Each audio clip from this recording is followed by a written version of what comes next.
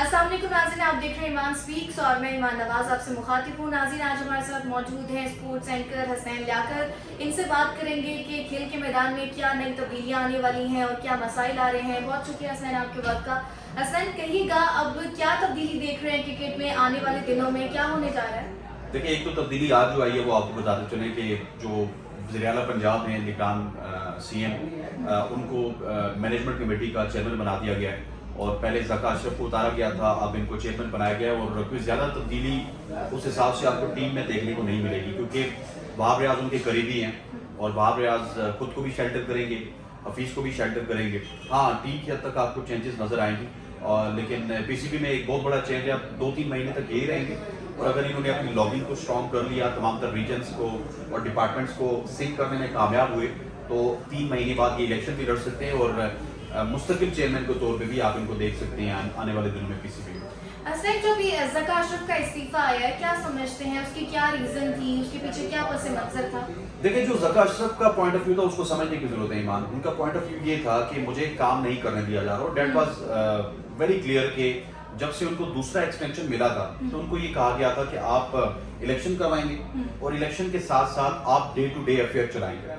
Unfortunate है कि वो इलेक्शन तो करवा नहीं सके, लेकिन डे टू डे अफेयर्स में उन्होंने कुछ बड़े फैसले भी किए, जिस तरह हफीज को लाया, वहाब रियाज को लाया, उमर गुल को लाया, सईद अजमल को लाया और तकरीरें की, आलिया रशीद आई। तो ये तमाम तर फैसले जो है ये उन्होंने किए और कुछ फैसले तो ऐसे हैं जिसका हफीज का फैसला है तो हफीज ने शायद ₹1,00,000 पर डे पे उनके साथ एग्रीमेंट किया था। अच्छा। लेकिन उनको लमसम कोई महीने का कॉन्ट्रैक्ट वो करने के काबिल नहीं थे।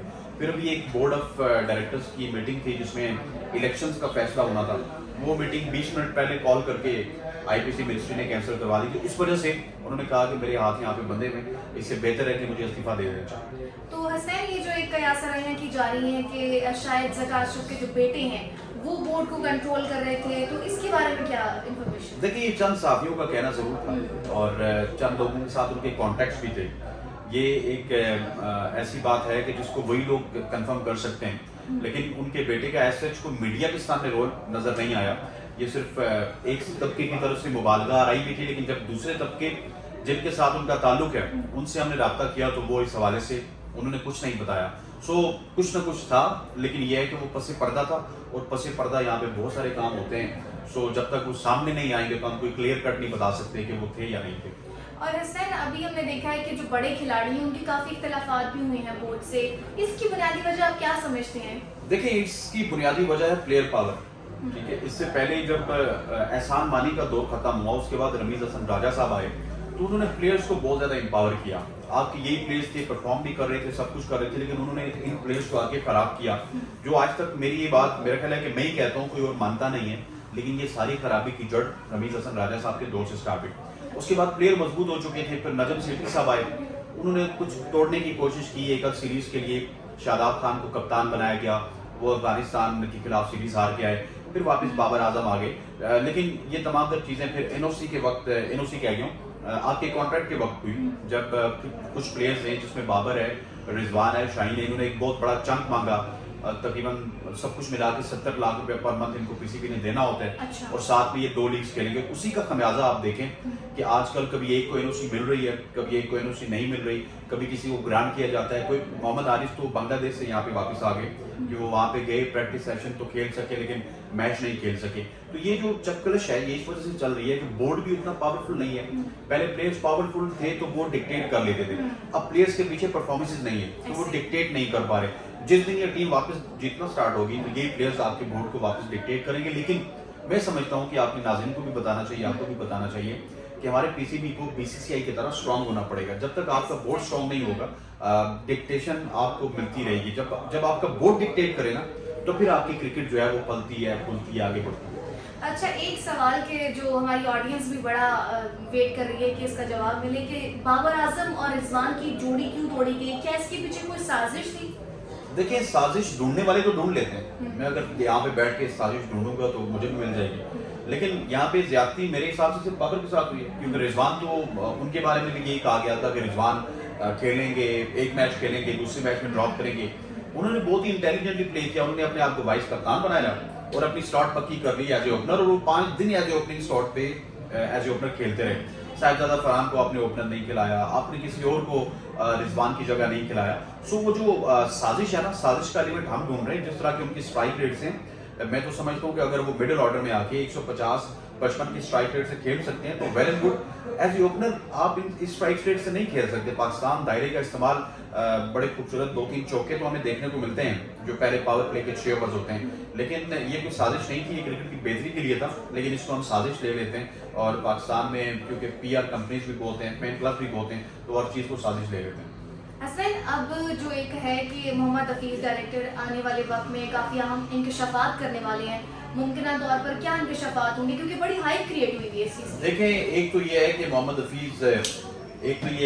हफीज का जो कि न्यूजीलैंड का दौरा रहा वो कैसा रहा, ऑस्ट्रेलिया में क्या कुछ हुआ, ये मोहम्मद हफीज बताएंगे। और साथ में मोहम्मद हफीज ये भी बताएंगे कि किस प्लेयर ने ड्रेसिंग रूम से खबरें लीक की, ठीक है। और सुनने में ये आ रहा है कि उस प्लेयर के अगेंस्ट 1 साल को उसको बैन लगेगा। वो कोई भी हो सकता है। इससे पहले तो हमें पता था कि इमामुल्लाह खबरें लीक करते हैं, लेकिन इमामुल्लाह तो न्यूजीलैंड में थे नहीं। अब क्या आप ऑस्ट्रेलिया की बात करेंगे तो इमामुल्लाह उसमें आ जाएंगे, या न्यूजीलैंड में कोई और बंदा था जो कि खबरें लीक करता था। ये बड़ा अच्छा है, खबरें लीक नहीं होनी चाहिए, ना मुझे ना किसी और जर्नलिस्ट को, क्योंकि खबरें लीक होके तो वो जो ड्रेसिंग रूम का माहौल है वो आवाम तक पहुंचता है और फिर आवाम को भी पता चल जाता है कि एक्चुअल में चल क्या रहा है। क्योंकि ग्राउंड में तो सारे एक दूसरे को हक करते हुए नजर आते हैं, स्माइल करते हुए नजर आते हैं।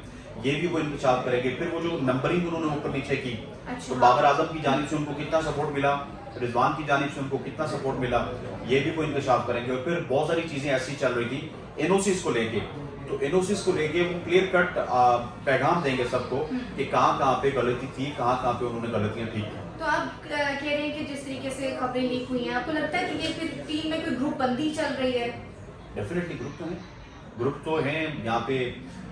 3 बड़ों का पहले ग्रुप था, बाबर, रिजवान और शाहीन का। अब एक बड़े को कप्तान हटा दिया, दूसरे दोनों ने एहतजाज नहीं किया, रिजवान और शाहीन ने। और रिजवान का ये है कि वो विकेट के दोनों तरफ खेल रहे हैं, इधर भी कप्ताना करते हैं, उधर भी कप्ताना करते हैं। और शाहीन का ये है कि वो दोनों पे दबाव पर बैठा है। सो ग्रुपिंग चल रही है और 3 बड़ों के दरमियान चल रही है। बाकी तो जितने भी प्लेयर्स हैं वो ये स्ट्रगल कर रहे हैं कि किस तरह टीम में जगह बनानी है, क्योंकि ये टीम में पक्के हैं, तो ये स्ट्रगल ये कर रहे हैं कि किस तरह इनको कप्तान बनना है। और इस वक्त ये जंग जारी है। तो अब बाबर आजम की कैप्टनसी अब आपको लगता है कि वापस कहीं ना कहीं आनी चाहिए? अब ज़का अशरफ भी इस्तीफा दे चुके हैं, आप क्या समझते हैं, वापस उनको आना चाहिए? देखिए, बाबर के हवाले से जो उनके फैंस हैं उनको तो ये पसंद नहीं आएगा, लेकिन बाबर को किसी रीजन की वजह से आपने कैप्टनसी से हटाया था, और वो यही था कि वो परफॉर्मेंस नहीं दे रहे थे। चाहे वो T20 के वर्ल्ड कप आप 2 देख लें, ODI का वर्ल्ड कप देख लें 50 ओवर वाला, एशिया कप 50 ओवर वाला देख लें या 20 ओवर वाला देख लें, बाबर परफॉर्म नहीं कर रहे थे। इवन जो लोग कहते हैं ना कि हम T20 में बहुत अच्छा परफॉर्म कर रहे थे, 9 सीरीज हो चुकी हैं, 9 सीरीज में से सिर्फ हमने लास्ट 9 सीरीज में से 1 सीरीज जीती है, ठीक है। मतलब हम कंटिन्यूसली बाबर आजम की कप्तानी में 7 सीरीज हारे हैं और 1 सीरीज हम शाहीन अफरीदी की कप्तानी में हारे हैं। सो प्रॉब्लम बाबर की कप्तानी में था। मसला ये था कि हमने उनको बहुत ही प्री मेच्योर कप्तान बना दिया था, और फिर वो उसमें इवॉल्व भी नहीं हो सके। बहुत सारे लोग हैं ना, मेरा एक मानना है कि 2007 के वर्ल्ड कप के फाइनल में जब शुएब मलिक हारे, हमने उनको कप्तान हटा दिया। अगर हम उनको ना भी हटाते वो 2009 का फाइनल शायद वो ऐसे कैप्टन हमें जितवा देते, क्योंकि वो प्रॉपर इवॉल्व हो चुके थे। उनको कैप्टनसी का मटेरियल पहले नहीं थे, लेकिन बाद में वो कैप्टनसी का मटेरियल बन भी चुके थे, उस तरह के फैसले कर रहे थे।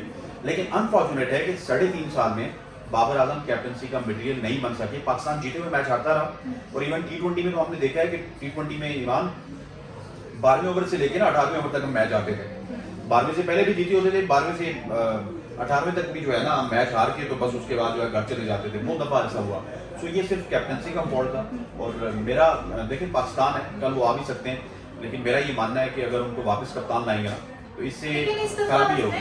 दिख रहा है कि जितने भी मैचेस हुए हैं कारकर्दगी सामने नहीं आई। अभी जो देखिए, कारकर्दगी, मेरी बात सुने ईमान, आप अभी जो है यहाँ पे न्यूज एंकर हैं, आपको मैं बैठा दूं प्राइम एंकर, तो क्या आप पहले ही महीने मुझे कारकर्दगी देंगी या कहेंगी कि मुझे 2-3-4 महीने चाहिए अपनी रेटिंग्स के लिए?